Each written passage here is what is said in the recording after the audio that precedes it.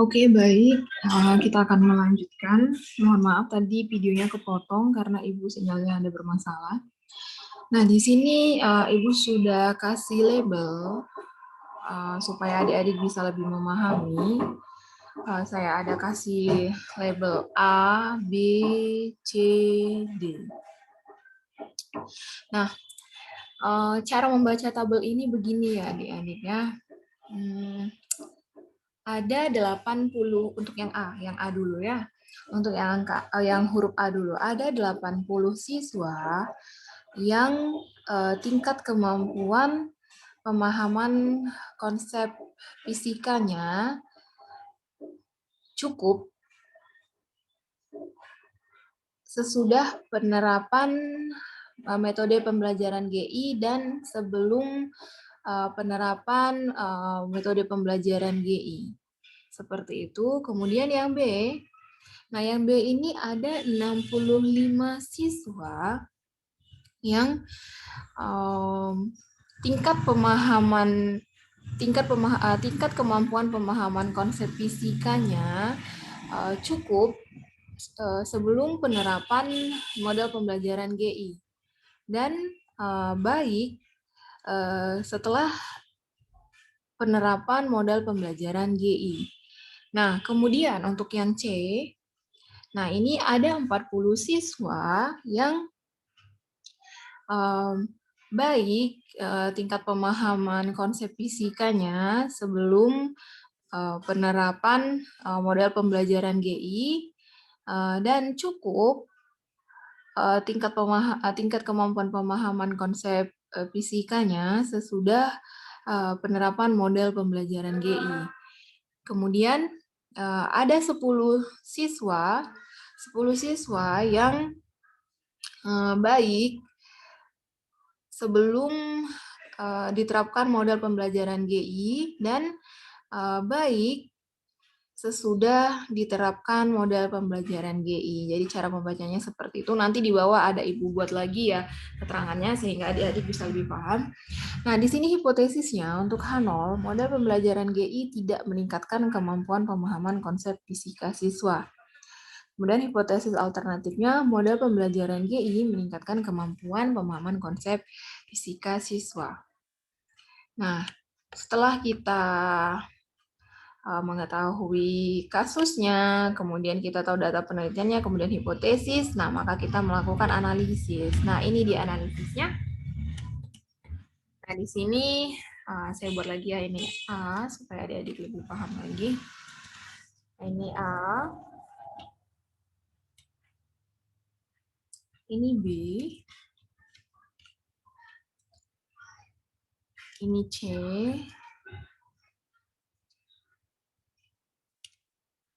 nah ini D.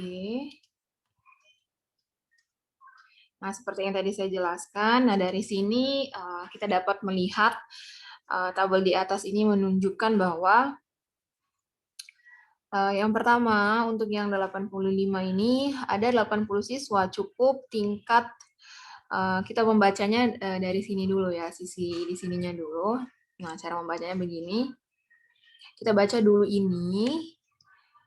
Jadi ada 85 siswa cukup tingkat kemampuan pemahaman konsep fisikanya cukup. Ini kan dia bagian dari sebelum. Nah, jadi ada 85 siswa cukup tingkat pemahaman konsep fisika pada saat sebelum. Nah, ternyata sesudah penerapan juga cukup juga begitu. Nah, dan sesudah penerapan model pembelajaran GI seperti itu. Nah, kemudian kita masuk ke yang B, 65. Nah, cara membacanya ini ada 65 siswa yang baik tingkat kemampuan pemahaman konsep fisikanya sesudah.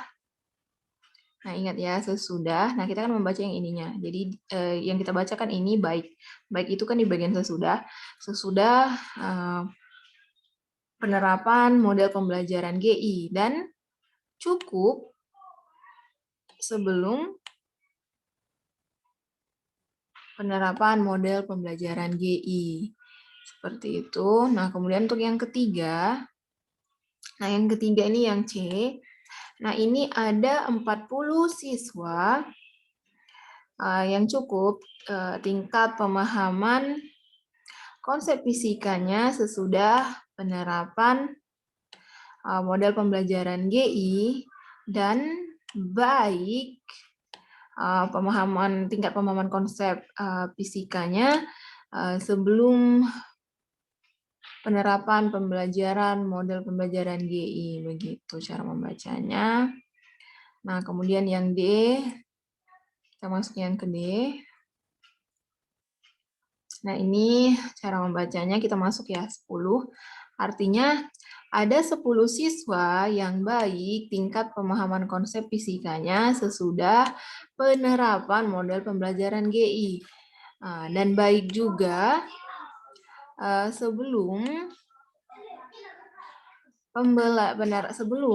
baik juga tingkat pemahaman konsep fisikanya sebelum penerapan pembelajaran GI. Nah, setelah itu kita masuk ke yang 5 ini. Nah, ini yang nomor 5 ini kita menyimpulkan. Nah, artinya begini.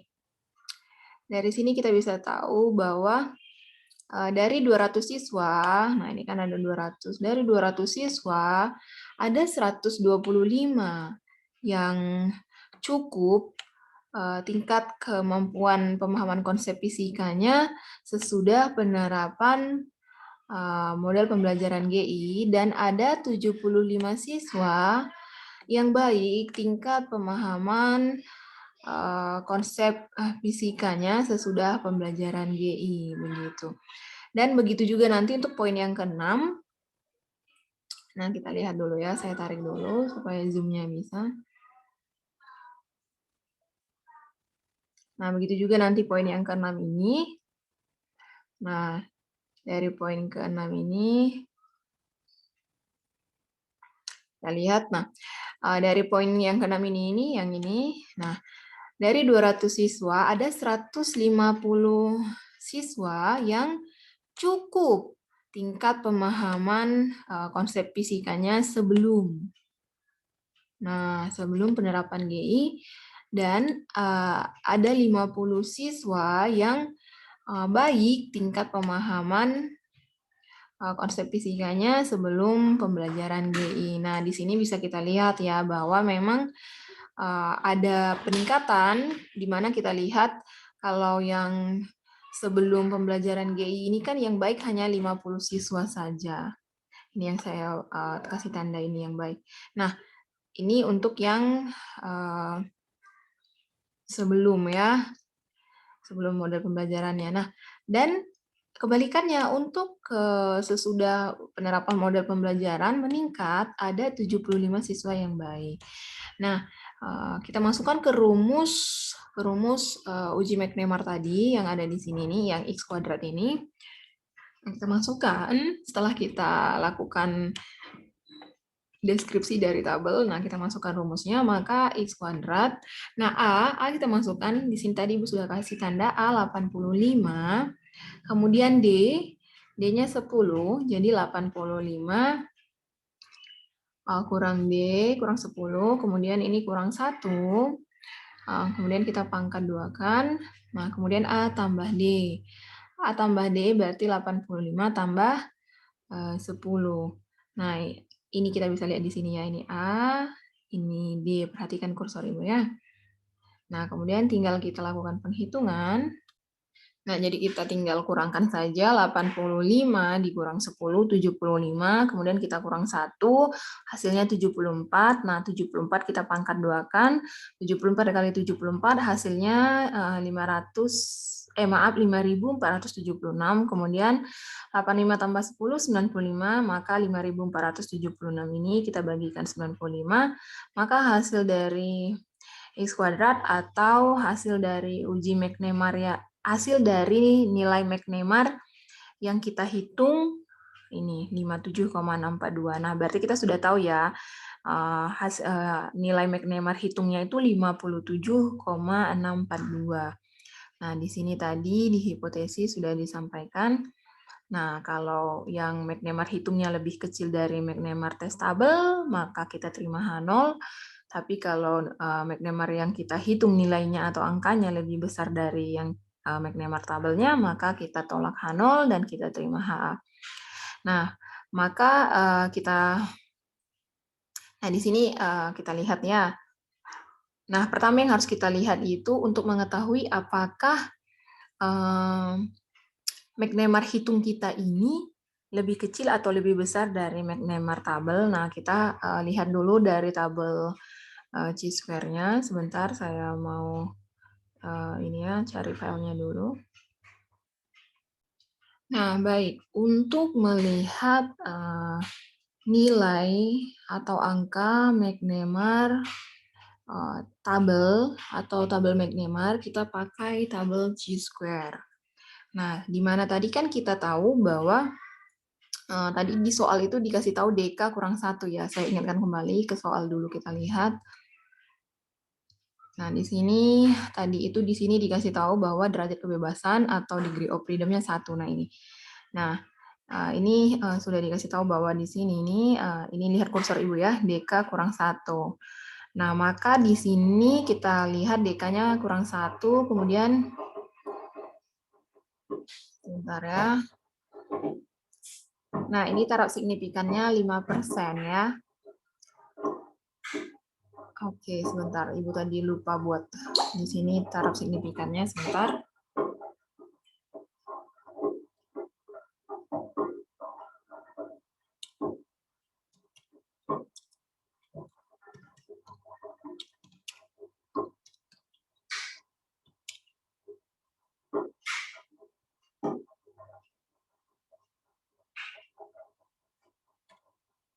Lima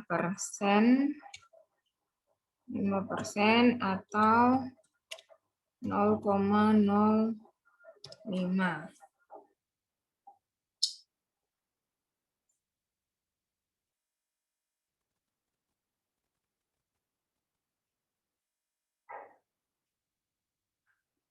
Nah, jadi kan kita sudah tahu DK-nya 1, kemudian taraf signifikansinya 5%. Nah, sehingga kita sudah tahu kita ingin melihat nilai McNemar yang ada di tabel McNemar untuk kondisi derajat kebebasan atau degree of freedom-nya 5%, untuk degree of freedom-nya atau derajat kebebasannya 1 dan taraf signifikansinya 5% atau 0,05. Nah, ini kan ada ya di sini, kita lihat nih. Nah, jadi untuk kita tahu apakah kita menerima H0 atau tidak, kita harus tahu dulu ini nilai si McNemar tabelnya. Nah, ini kan X kuadrat ya. Ini kalau yang X kuadrat ini adalah hasil McNemar yang kita hitung. Nah, X kuadrat ini hasil McNemar yang kita hitung. Nah, ini hasil yang kita hitung tadi, 57,642. Nah, kita akan menerima H0 apabila X McNemar yang kita hitung lebih kecil atau sama dengan angka atau nilai McNemar di tabel. Nah, untuk melihat tabelnya di sini sudah dikasih tahu. Kita lihat pada tingkat signifikansinya, kemudian pada derajat kebebasan 1.